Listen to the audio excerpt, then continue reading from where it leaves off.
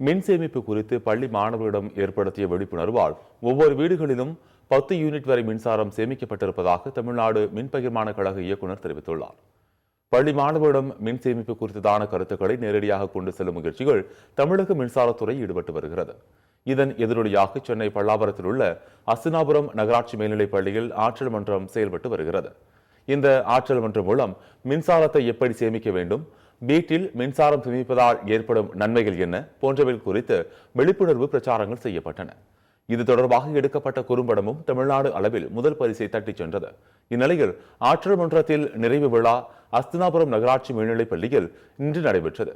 விழாவில் கலந்து கொண்டு தமிழ்நாடு மின் பகிர்மான கழக இயக்குநர் மாஸ்கர்னஸ் ஆற்றல் மன்றம் மூலம் மாணவர்களிடம் ஏற்படுத்தப்பட்ட விழிப்புணர்வால் ஒவ்வொரு வீட்டிலும் 10 யூனிட் வரை மின்சாரம் சேமிக்கப்பட்டிருப்பதாகவும் இது மிகப்பெரிய வெற்றி எனவும் தெரிவித்தார்.